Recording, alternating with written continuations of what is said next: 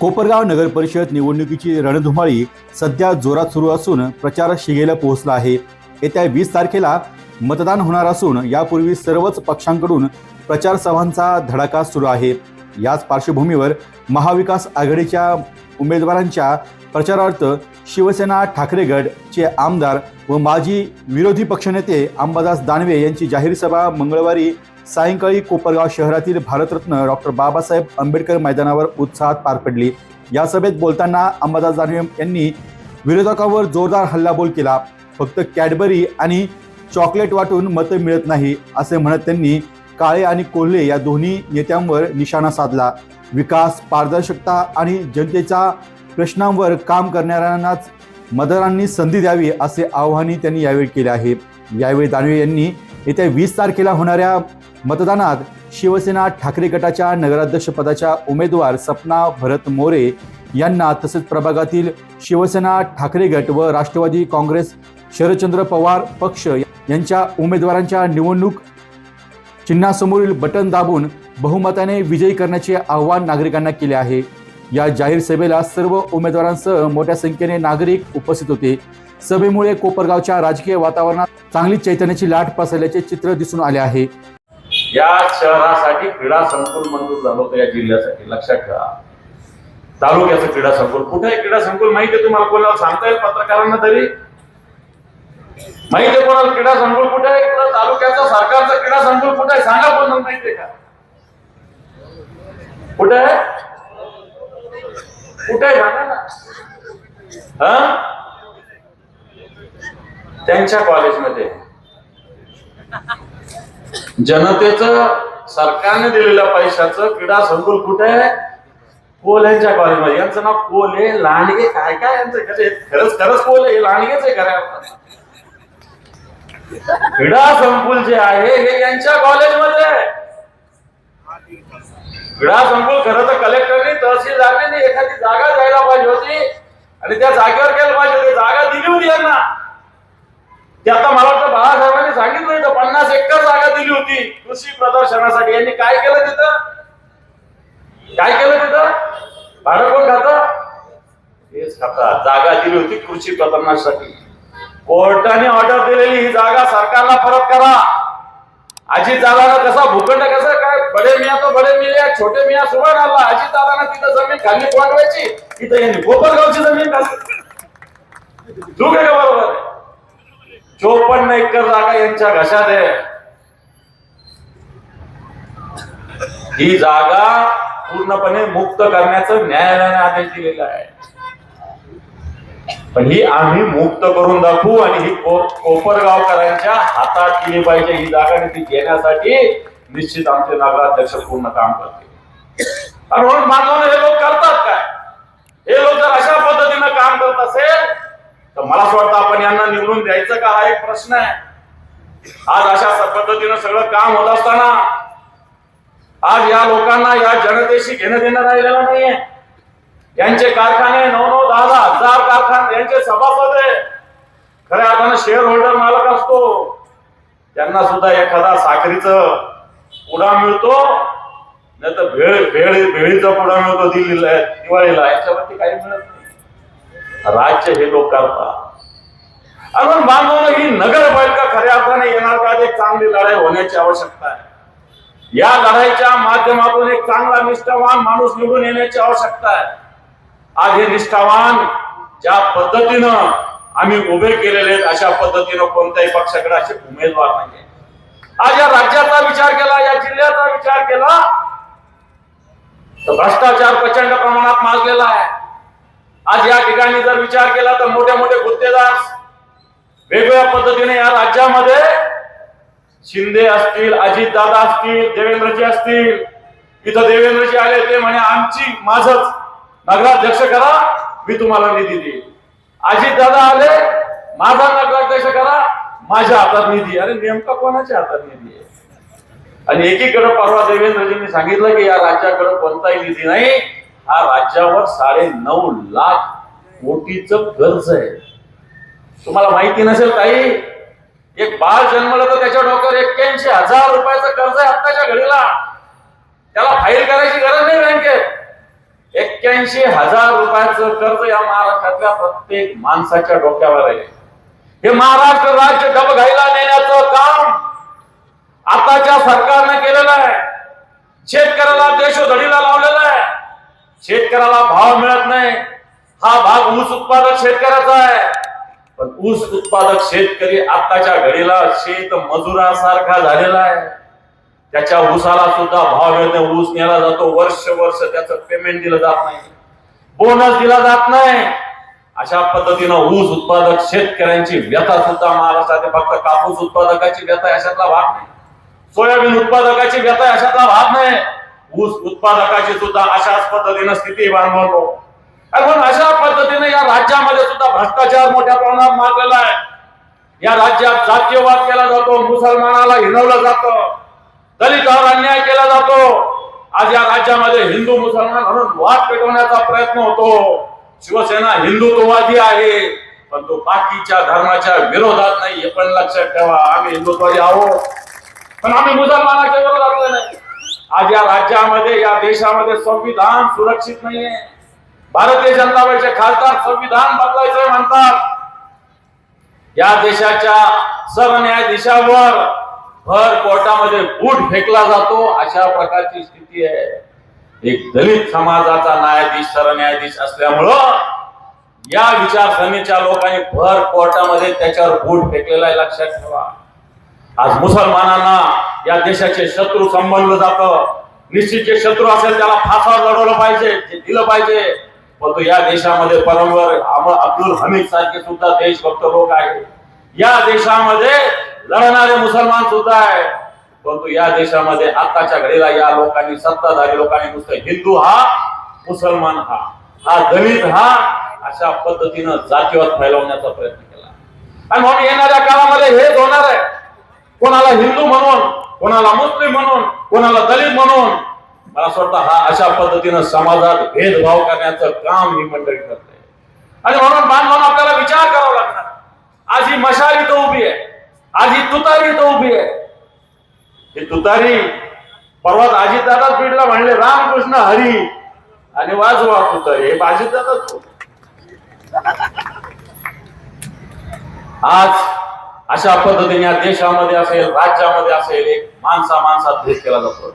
म्हणून बांधवांनो, कोपरगावची नगरपालिका ही अतिशय महत्वाची आहे.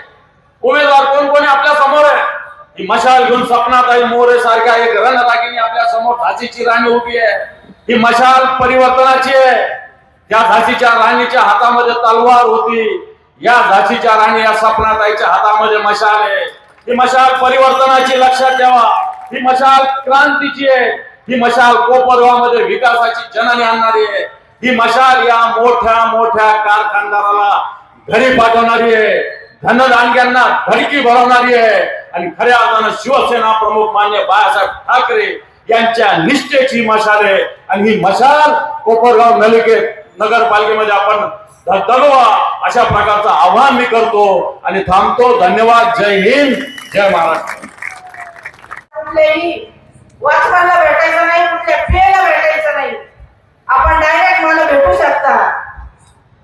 आणि त्या जेव्हा मी हे आश्वासन दिलेले, हे शब्द दिलेले पूर्ण करणार नाही, याच ठिकाणी आंबेडकर पुतळ्यासमोर शिवाजी महाराजांच्या आणि डॉक्टर बाबासाहेबांच्या साक्षीने याच ठिकाणी मी राजीनामा देऊन टाकल.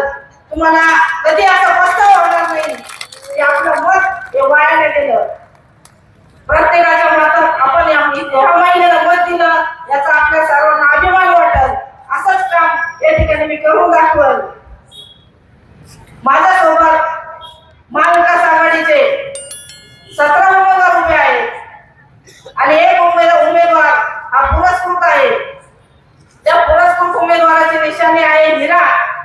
महाविकास आघाडीचे राष्ट्रवादी पक्षाचे उमेदवार आहेत, त्यांचे निशाणी आहे तुतारी वाजवणारा माणूस. आणि शिवसेनेचे जे उमेदवार आहेत त्यांची निशाणी आहे मशाल.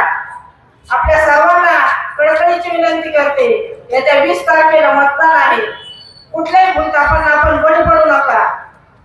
आता संदीप भाऊनी जे सांगितलं का चॉकलेट येतं आदल्या दिवशी आपल्याला, भाऊ ते पहिले फक्त आदल्या दिवशी येत होते. आता काय होतं माहिती का, बाजारच्या दिवशी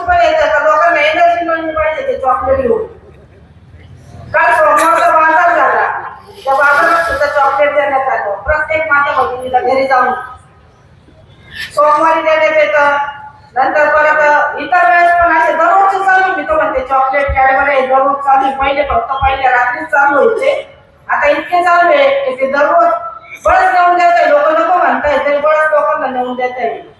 आणि दाखवताय आमच्या पक्षामध्ये इन्कमिंग चालू आहे, प्रवेश चालू आहे. पण हे प्रवेश लोकांना धमकावून प्रवेश चालू आहे. ज्या बातम्या आता युट्यूबला आपण बघतो त्या बातम्या सगळे हे पेड न्यूजवाले, आपल्या गावातले न्यूजवाले नाही ते, तुम्ही ते चॅनल बघा, सर्च करा, ते पेड न्यूज आहे. त्याच्यामुळे ते फक्त दोनच उमेदवारांचं दाखवतात, काळ्यांचे उमेदवार आणि कोल्ह्यांचे उमेदवार. बाकीच्या उमेदवारांचं ते दाखवतच नाही. कारण त्या ठिकाणी जे आपले मतदार बंधू भगिनी हितचिंतक ते आपल्याविषयी चांगलं बोललेले असतात, त्याच्याला भीती वाटते, ते फक्त त्यांचं दाखवतात. या प्रश्न हात पडतो तर तुम्हाला विकास करायला थांबवतो कोण? जर 15 वर्ष झाले तर गल्लीपासून दिल्लीपर्यंत तुमचीच सत्ता आहे, मधल्या 2.5 वर्षाची महाविकास आघाडी जर सोडले थांबवतो कोण? आणि स्वप्नाताई जर सोडल्या दानवे साहेब, हे सगळे उमेदवार एक जात हे महायुतीचे उमेदवार आहेत. विकासाची दूरदृष्टी असणारे जननायक सगळे माननीय श्री आशुतोष दादा काळे निवडणूक झाली का हे सगळे परत एकत्र बसणार आहे. काँग्रेस पक्षाचे म्हणून माझी आपल्याला विनंती, आपलं मत वाया घालू नका. डॉक्टर बाबासाहेब आंबेडकरांच्या या प्रांगणामध्ये सभा होते, छत्रपती शिवरायांच्या पुतळ्याच्या साक्षीने ही सभा होती. डॉक्टर बाबासाहेबांनी जेव्हा घटना लिहिली तेव्हा तुमच्या, आमच्या, थेट अंबानीच्या, अमिताभ बच्चनच्या, सचिन तेंडुलकरच्या मताची किंमत एक ठेवली एक. या लोकशाहीच्या मंदिरात आपण सगळे सारखे, त्यामुळे आपलं हे पवित्र मत देताना आपण आपल्या मनाला विचारून त्या ठिकाणी दिलं पाहिजे. काय चॉकलेट कॅडबऱ्या घ्या, काय कुणी आवतं धरून ते काय वाटत नाही, आपले ते घ्या. आणि एक लक्षात घ्या, निर्भीडपणे मतदान करा. त्या मशीन मध्ये काही कोणी फोटो काढायला बसलेलं नाही तर तुम्ही आज कोणाला मतदान केलं कोणाला कळणार नाही. त्यामुळं काय चॉकलेट कॅडबरी आली आपल्यापर्यंत ती घ्या, पण सद्विवेक बुद्धीला स्मरून परत विचार. आमचा भावनिक माणूस, प्रत्येक प्रश्नावर आंदोलन, विनय आमचा भगत त्याला साथ द्यायला, गगन, हे सगळे लोक अरे तुमच्या करता गटरीत बस, चिखलात बस, काट्या कोपाट्यात जा, कुठं नगरपालिकेत फुटबॉल खेळ का करतात ते लोक? त्यांना घरी कामं नाही म्हणून जातात. यांनी सगळे तुमचे प्रश्न त्या ठिकाणी ऐरणीवर आणाय करतात. आज आमची ताकद नाही, राज्यात सत्ता नाही, त्यामुळे असे प्रतिकात्मक आंदोलन करून जे प्रश्न समोर आले तेच प्रश्न घेऊन आता सांगतात आम्ही सोडू, यांना सोडवायचे असते तर याच्या आधी सोडवले असते. त्यामुळे भूलथापांना बळी न पडता येत्या 20 तारखेला वरती मशात नगराध्यक्षपदाला आणि खाली 16 उमेदवार आहेत आपले. त्याच्यात दानवे साहेब आमचे 4 तुतारी वाजवणारा माणूस हे चिन्ह घेऊन उभे. काँग्रेस पक्षाचे जरी उमेदवार नसले तर त्यांचे पदाधिकारी महाविकास आघाडी म्हणून त्या ठिकाणी सोबत आहे. त्यामुळे येत्या 20 तारखेला जिथं तुतारी वाजवणारा माणूस असेल ते बटन दाबा, जिथं मशाल असेल तिथं ते बटन दाबा आणि भरघोस मताने सत्ताताईंना नगराध्यक्ष करा आणि 16चे 16 जण त्या ठिकाणी निवडून द्या. एवढीच विनंती करतो आणि थांबतो. जय हिंद, जय भारत. अनेक प्रभागामध्ये जाऊन बघा, शेतकऱ्याचा काटा मारून कमवलेले पैसे लोकांच्या खिशात टाकतात. लोकांना मी तर म्हणतो घ्या, हे तुमचेच पैसे, तुमच्याच कष्टाचे पैसे, हे बळीराजाच्या कष्टाचे पैसे घ्या. पण हे मतदान दुखतंय. ज्या मतदान केंद्रावर जाऊन आपण ईव्हीएम मशीन मध्ये जे बटन दाबणार आहेत, ईव्हीएम मशीन मध्ये काही फोटोग्राफर घेऊन बसणार नाहीयेत. कोण कुणाला कुठं मतदान करता कळणार नाहीयेत. कुणाच्या दबावाला घाबरू नका. ही शिवसेना तुमच्या पाठीशी 20 तारखेला सकाळी 7:30 वाजता आपल्या मंदिरात आपल्या देवाऱ्यासमोर बसा आणि देवाचं स्मरण करा. फक्त 10 ते 20 सेकंद तुम्हाला स्मरण करायचंय देवाचं. आजपर्यंत 50 वर्षात आपलं कोपरगाव किती रसातळाला गेलं. अनेक प्रश्न आपले तसेच आहेत. प्रत्येक निवडणूक त्याच पुजलेल्या सांडलेल्या प्रश्नावर लढली जाते. शेजारचे तुम्ही तालुके बघा, पंचक्रोशीतले दर पंचवार्षिकला नवीन प्रश्न आहेत. आपले फक्त हे नालायक लोक राजकारणी आपले विरोधक त्याच प्रश्नावर, पाणी प्रश्नावर आपल्याला येड्यात काढतात. भोळ्या बावड्या मतदारांना येड्यात काढतात. यावेळेस तुम्हाला पाणी देऊ म्हणतात, शुद्ध पाणी देऊ म्हणतात, पूर्ण गावाने देऊ म्हणतात, रोज पाणी देऊ म्हणतात. निवडून येतात, परत आहे तसंच 5 दिवसाला पाणी, 8 दिवसाला पाणी, उन्हाळ्यामध्ये 15 दिवसाला पाणी, ते पण दुर्गंधीयुक्त घाण पाणी, गटारीचं पाणी. करोडोनी खर्च करतात, पण साध्या पाईपलाईन सुधारण्याचं यांचं काम नाही का? मी विनंती करतो, 20 तारखेला आपल्या देवाचं स्मरण करा. आपलं भविष्य सुधारण्यासाठी मशाल या चिन्ह समोरील बटन दाबा. महाविकास आघाडीमधील आपले 4 उमेदवार तुतारीवर आहेत, तुतारीला मतदान करा. विनंती करतो, कळकळीची विनंती करतो, आम्ही नाही तो कमी नाही. खूप संघर्षातून आपण उभं राहिलोय. आता ही वेळ जाऊ देऊ नका. तुम्हाला मनापासून सांगतो, पोटतिडकीने सांगतो, महाविकास आघाडीची तुतारी आणि मशाल या चिन्हासमोरील बटन दाबा. आपलं भविष्य उज्ज्वल करा. याच ठिकाणी थांबतो. जय हिंद, जय महाराष्ट्र. डी न्यूज वृत्तवाहिनी सामाजिक, शैक्षणिक, राजकीय, धार्मिक, सहकार, सांस्कृतिक, कृषी या सर्व चालू घडामोडींचा वेध घेणारी वृत्तवाहिनी. डी न्यूज वृत्तवाहिनी, वेध वर्तमानाचा.